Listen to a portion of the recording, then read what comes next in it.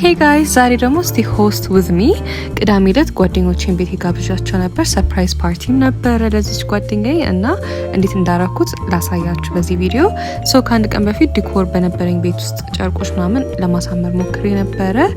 ኤንድ ኦልሶ በነጋታው ለቴብል ሴታፔ አበቦች ምናምን ከግቢ ውስጥ እየለቀምኩ ነበር። እንዴት እንደሚያማምሩ ደግሞ ዲኮሬን ምናምን በጣም ነበር ያሳመሩልኝ።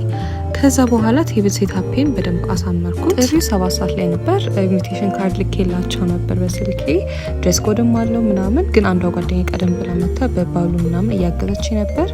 መጨረሻ ላይ እንደዚህ አድርገን ደርድረን አሳመር ነው።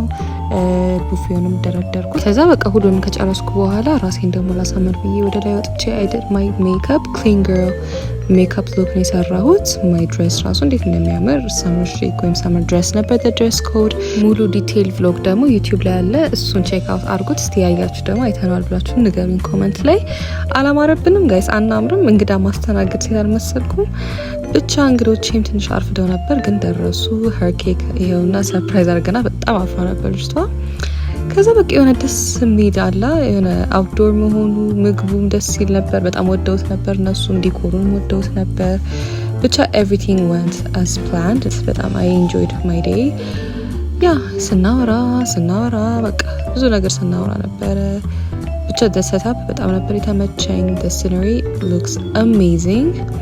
ኤኒዌይስ ይሄን ይመስል ነበር ቀኔ። ፈንዲሻም ኮፊም ጠጣን፣ ኬክ ቆረሰች። we took a picture together. it was memorable. መጨረሻ ላይ ተመረቅኩላችኋለሁ። ብቻ ይሄን ይመስላል። ባይ